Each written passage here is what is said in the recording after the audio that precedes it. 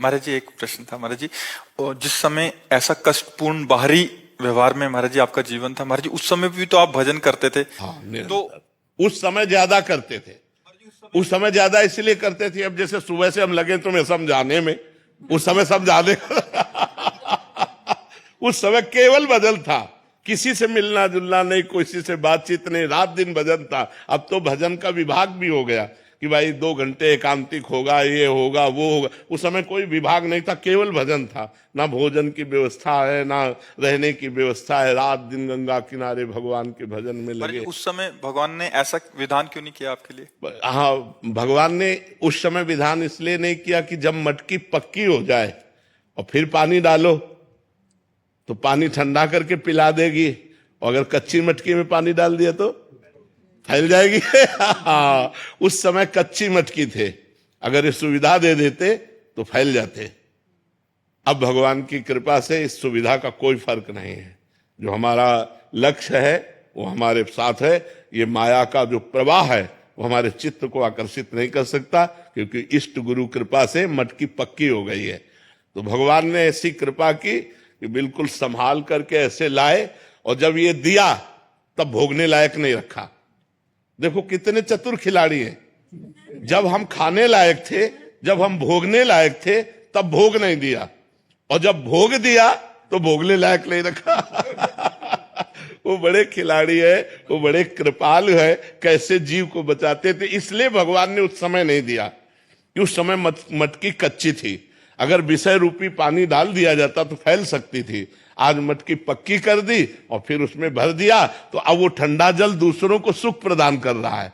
मटकी स्वयं सुरक्षित है और दूसरों की प्यास बुझा रही है। इसलिए ऐसा भगवान ने किया। महाराज जी, आपको लगता नहीं कि अब ठीक होते, स्वस्थ होते तो हम अच्छे से? नहीं, इन इच्छाओं का सबका नाश हो जाता है। भजन का यही फल होता है।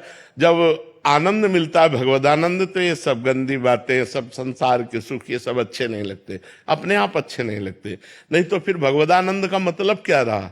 जैसे भुने हुए चने को कहीं भी बो दो, कभी अंकुरण नहीं उठ सकता। ऐसे ऊसर बरसई तृण नहीं जामा, संत हृदय जिम उपज न कामा। वही संत है जिसके हृदय में कोई कामना न उपज, कि आज हम ये खाएं, आज ये देखें, आज ये भोगने, ये सब इच्छाएं नहीं रह गई। बस निरंतर भगवान जैसे चला रहे हैं, सत्कर्म होता रहे, कोई गलती ना हमसे होने पावे, भगवान का विस्मरण ना हो। बस यही एक कामना है कि कभी भगवान को भूलूं नहीं। बिसरी हो ना बिसारी हो, यही दान मोहि देव, श्री हरिवंश के लाडिले मोहि अपनी कर लियो। मैं आपको न भूलूं और प्रभु आप मुझे न भूले, मैं आपका दास हूं। इतनी बात है, और कोई इच्छा नहीं रह गई।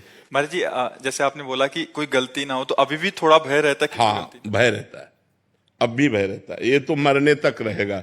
एक वैश्या थी, तो एक संत भिक्षा मांग के निकलते थे, तो उसने मनोरंजन में कहा कि बाबा तुम्हारी दाढ़ी पवित्र कि मेरे बकरे की दाढ़ी पवित्र? वो कुछ नहीं बोले। 2 साल बाद जब उस मरण सैया पर लेटे हुए थे, बोले उस वैश्या को बुलाओ। बुलाया, कहा बेटा मेरी दाढ़ी अच्छी। तो बोले बाबा ये बात उस समय क्यों नहीं कही? बोले इसलिए नहीं कही कि कभी कुछ हो सकता है। आज मैं मरने जा रहा हूं, अब कुछ नहीं हो सकता, इसलिए दाढ़ी मेरी पवित्र है।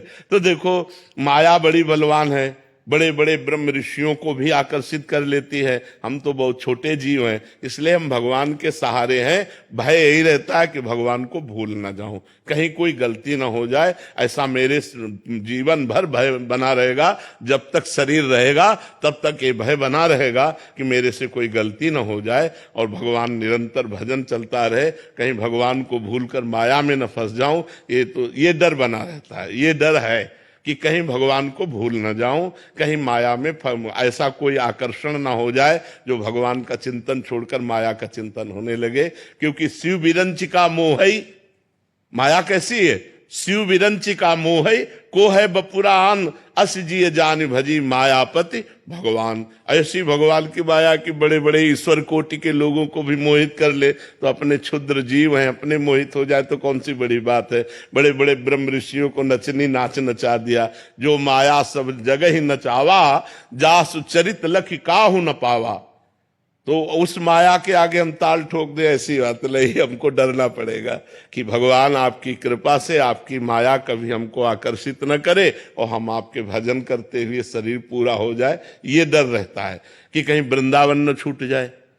अब कहते वृंदावन कैसे छूट जाए? मान लो ऐसी कोई भयंकर पीड़ा हुई, बोले चलो बंबई ले चलो, यहां तो अस्पताल है नहीं। हे भगवान, कभी हमको धाम न छूटे, नाम न छूटे, कहीं कोई ऐसी परिस्थिति ना, मान लो शरीर में इतना दर्द शुरू हो जाए कि नाम ही छूट जाए। तो नाम न छूटे, धाम न छूटे, कोई